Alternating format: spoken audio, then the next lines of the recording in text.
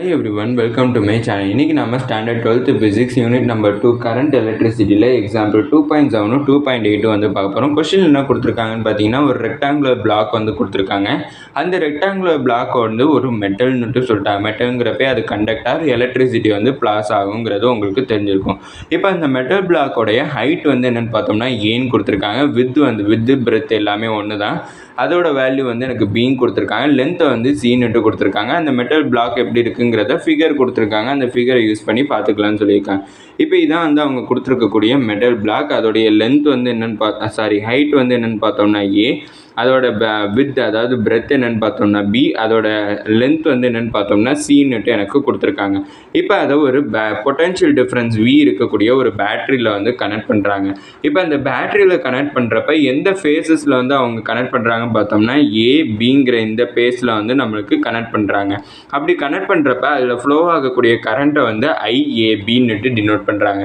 இப்போ நம்மளை என்ன கண்டுபிடிக்க சொல்லியிருக்காங்கன்னா அதே பொட்டென்ஷியல் டிஃப்ரென்ஸ் வி இருக்கக்கூடிய பேட்டரியை அவங்க எங்கே கனெக்ட் பண்ணுறாங்கன்னு பார்த்தோம்னா பிசிங்கிற அந்த ஃபேஸில் வந்து நம்மளுக்கு கனெக்ட் பண்ணுறாங்க.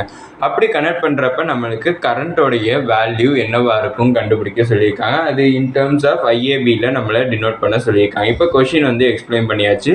இப்போ ப்ராப்ளம் வந்து பார்ப்போம்.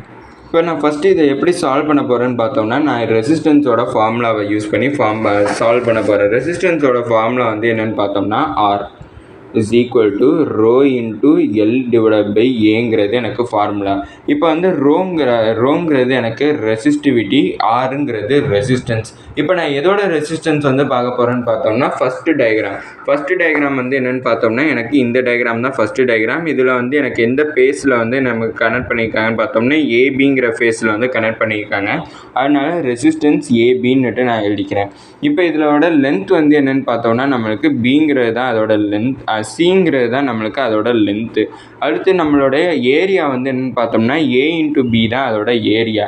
அப்படின்னா எனக்கு RAB is equal to rho into length வந்து பார்த்தோம்னா சி, ஏரியா வந்து என்னென்னு பார்த்தோம்னா ஏபின்னுட்டு கிடச்சிருக்கும். இது எனக்கு ரெசிஸ்டன்ஸ் ஆஃப் ஏபிங்கிற அந்த ஃபேஸோடைய ரெசிஸ்டன்ஸுங்கிறத நம்ம கண்டுபிடிச்சிருக்கோம். ஆனால் நம்மளுக்கு என்ன வேணும்னா அதில் ஃப்ளோ ஆகக்கூடிய கரண்ட் ஐஏபியோட வேல்யூ தான் நம்மளுக்கு வேணும். அப்படின்னா நான் கரண்ட்டோட ஃபார்முலா வந்து எழுதிக்கிறேன். கரண்ட்டோட ஃபார்முலா வந்து நான் எதை பேஸ் பண்ணி எழுத போகிறேன்னு பார்த்தோம்னா ஓம்ஸ் லாவை பேஸ் பண்ணி எழுத போகிறேன். ஓம்ஸ் லாவோட ஃபார்முலா என்னென்னு பார்த்தோம்னா விஐ இஸ் ஈக்குவல் டு ஆருங்கிறது தான் எனக்கு ஓம்ஸ் லாவோட ஃபார்முலா. இப்போ எனக்கு ஐ வேணும்னா வியை நம்ம இங்கிட்ட ட்ரான்ஸ்லேட் பண்ணுவோம். வியை வந்து நம்ம இங்கிட்ட ட்ரான்ஸ்லேட் பண்ணோம்னா நான் ஓம்ஸ் லாவோட ஃபார்முலா வந்து கொஞ்சம் தப்பாக எழுதிட்டேன். ஓம்ஸ் லாவோட ஃபார்முலா என்னென்னா வி இஸ் ஈக்குவல் டு ஐஆருங்கிறது எனக்கு ஓம்ஸ் லாவோட ஃபார்முலா.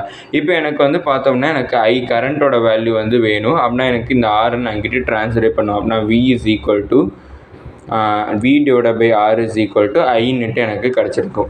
அப்படின்னா இங்கே ஐங்கிறது எனக்கு எதில் ஃப்ளோ ஆகக்கூடிய கரண்ட்டுன்னு பார்த்தோம்னா ஏபிங்கிற அந்த பேஸில் ஃப்ளோ ஆகக்கூடிய கரண்ட். அப்படின்னா இது ஐஏபின்னுட்டு எழுதிக்கிறேன். வி வந்து பார்த்தோம்னா எனக்கு பொட்டென்ஷியல் டிஃப்ரென்ஸ். அந்த பொட்டென்ஷியல் டிஃப்ரென்ஸ் எனக்கு கொஷின்லேயே வின்னுட்டாக கொடுத்துருக்காங்க. ரெசிஸ்டன்ஸ் வந்து நம்ம என்ன கன்சிடர் பண்ணியிருக்கோம்னு பார்த்தோம்னா ஆர்ஏபின்னுட்டு கன்சிடர் பண்ணியிருக்கோம்.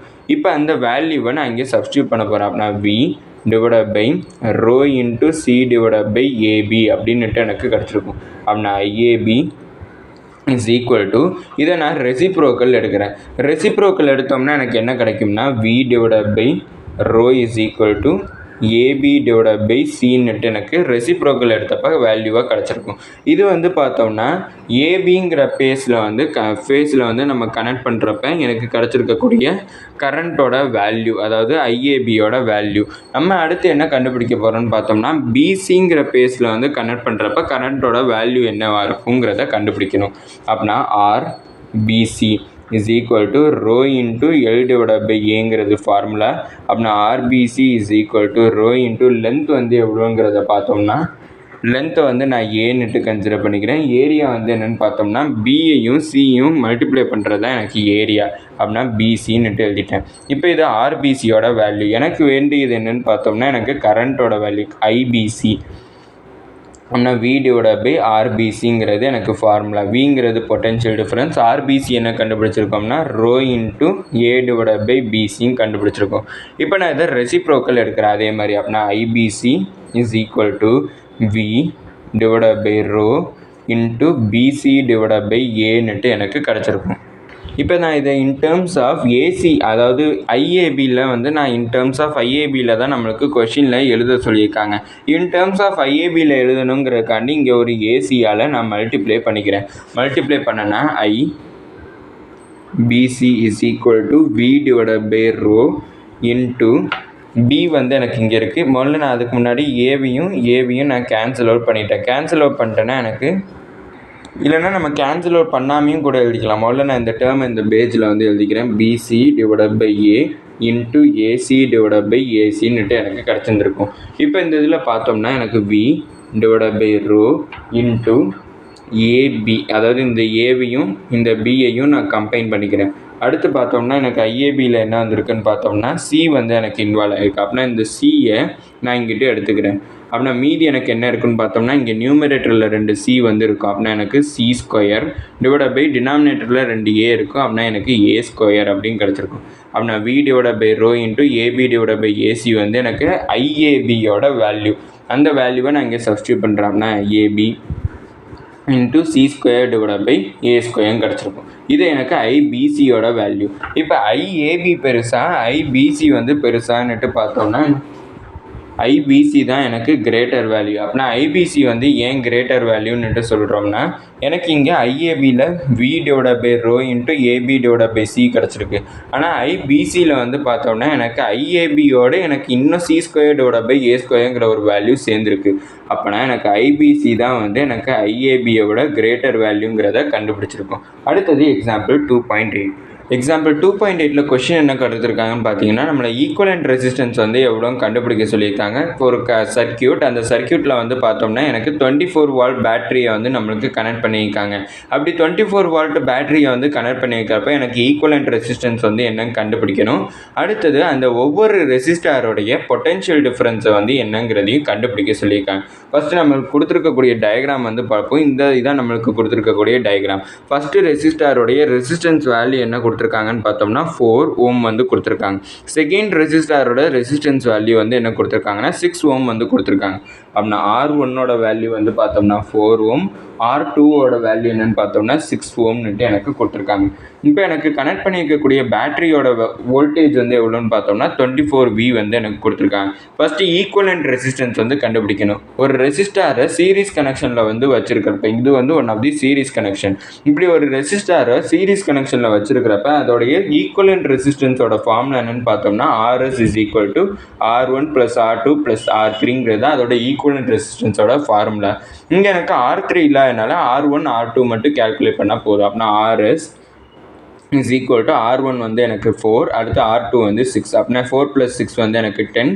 அடுத்து வந்து பார்த்தோம்னா இதோட யூனிட் வந்து ஓம். அப்படின்னா எனக்கு RS ஈக்குவலண்ட் ரெசிஸ்டன்ஸ் வந்து எனக்கு 10 ஓம்ஸ்னுட்டு எனக்கு கிடச்சிருக்கு.